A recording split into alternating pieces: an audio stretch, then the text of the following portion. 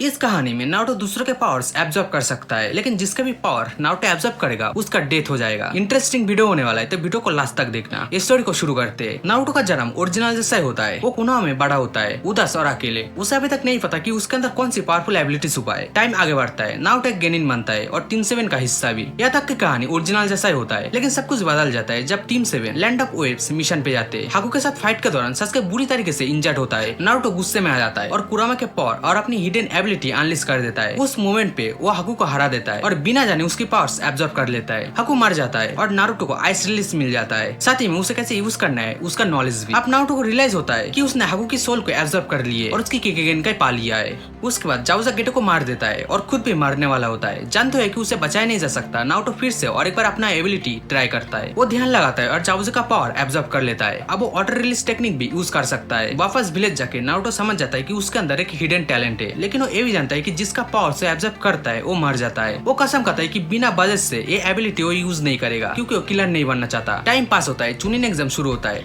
Written और forest stage original जैसा ही होता है। नारुतो आइस रिलीज यूज करके इजिली किबा को हरा देता है और नेजी को भी ओरिजिनल से ज्यादा आसानी से हरा देता है। ओरोचिमारू विलेज पे अटैक करता है और थर्ड होकागे को मार देता है। उस दौरान नारुतो गारा को हरा देता है। नारुतो जिरा से मिलता है जो उसका सेंसे बनता है। टाइम पास होता है, सस्के विलेज छोड़ देता है और ओरोचिमारू के पास जाने लगता है। नारुतो उसके पीछे जाता है और उन दोनों के फाइट होता है। अब नारुतो के बाद ज्यादा पावर से तो सस्के को हरा देता है, लेकिन अपने दोस्त को नहीं मारता। वो उसे वापस कोनोहा ले आता है। इसके बाद नारुतो जिरा के साथ विलेज छोड़ देता है। 3 साल बाद वो वापस आता है, ज्यादा स्ट्रॉन्ग और मेच्योर बन के। सस्के ने इस दौरान काकाशी के साथ ट्रेनिंग की होती है। टीम 7 फिर से एक साथ होती है, नया मिशन के लिए रेडी। आकाशुकी टेलबिस्ट को पकड़ने लगता है। गारा ओरिजिनल जैसे ही मारे जाते हैं। नारुतो टाइम पे पहुंच नहीं पाता और उसे बहुत गुस्सा आता है। वो देदारा से फाइट करता है, उससे हरा कर उसकी सोल एब्जॉर्ब कर लेता है। अब नारुतो देदारा का एक्सप्लोसिव टेक्निक भी यूज कर सकता है। टाइम आगे बढ़ता है। आसुमा, हिडन और काकाजू से लड़ाई करते हुए मारे जाते हैं। ये सुनकर नारुतो कसम खाता है कि वो रिवेंज लेगा। वो हिडन और काकाजू दोनों को हरा देता है और उनकी पावर एब्जॉर्ब कर लेता है। एक बड़ा अपग्रेड होता है। नारुतो इमोर्टल बन जाता है। सस्के दोबारा चला जाता है इताची को मारने। नारुतो उसे ढूंढता है पर नहीं मिलता। इस दौरान जिरा पेन के साथ बैटल में मारे जाते हैं। नारुतो माउंट माइबो को जाके सेज मोड सीखता है। पेन विलेज पे अटैक करता है और सब कुछ डिस्ट्रॉय कर देता है। फिर नारुतो आता है और उसे हरा देता है। नागोटो का दिल बदल जाता है और वो विलेजर्स को वापस जिंदा कर देता है। नागोटो के सेक्रीफाइस को देखकर नारुतो उसके पावर लास्ट मोमेंट पे एब्जॉर्ब कर लेता है। अब नारुतो के पास रिनेगन भी है। वो इस डोजुत्सु को यूज कर सकता है। सस्के इताची को मार देता है और ओबिटो के साथ मिल जाता है। टाइम पास होता है। ओबिटो कोनान को हरा देता है और नागोटो का रिनेगन ले लेता है। वो ओरोचिमारू और काबुटो के साथ मिलकर वॉर की तैयारी करती है। तब तक नारुतो कुरामा मोड मास्टर कर लेता है जैसे ओरिजिनल में। वॉर शुरू होता है। नारुतो एक्सट्रीमली पावरफुल होता है और अपने एनिमीज को शॉक कर देता है। वो ओरोचिमारू को हरा देता है और उसकी सोल एब्जॉर्ब कर लेता है। अब वो फॉरबिडन टेक्निक्स भी यूज कर सकता है, जैसे कि एडो टेंसेई। इतना पावरफुल नारुतो के सामने ओबिटो और एडो मादारा टिक नहीं पाते। मादारा सील हो जाता है और ओबिटो डिफीट हो जाता है। नारुतो के वजह से ओबिटो बदल जाता है और डेड लोगों को रिवाइव करता है। ओबिटो का सेक्रीफाइस को देखकर नारुतो उसके चक्रा भी एब्जॉर्ब कर लेता है। अब वो ओबिटो जैसा कामी भी यूज कर सकता है और कामी डायमेंशन में टेलीपोर्ट हो सकता है। एक नया एरा का शुरू होता है, पीस और प्रोस्पेरिटी का। साल बीत जाता है। नारुतो 7th होकागे बनता है। हिनाटा उसकी वाइफ होती है और उनकी 2 बच्चे होते हैं। फिर स्टोरी पे एंट्री होता है ओत्सुकी का, जो खुद को गॉड समझने लगता है और सोचता है कि कोई इंसान उसे हरा नहीं पाएगा। पर वो लोग नारुतो के पावर्स देखकर हैरान रह जाता है। फिर नारुतो उनको हरा देता है और दोनों के पावर्स एब्जॉर्ब कर लेता है और वो और भी ज्यादा पावरफुल हो जाता है। ओत्सुकी के पावर के साथ वो अनटचेबल बन जाता है। आखिरकार इसकी भी कोनोहा आ जाता है, लेकिन वो भी नारुतो से हार जाता है। नारुतो उसका सोल एब्जॉर्ब कर लेता है और उसके डोजुत्सु का पावर एब्जॉर्ब कर लेता है। फ्यूचर में अगर कोई इविल ओत्सुकी आए वो भी हार जाएगा नारुतो से। Naruto become the most powerful being in the universe. तो ये रहा पूरा स्टोरी। वीडियो कैसे लगी बताना। मिलते हैं नेक्स्ट वीडियो में।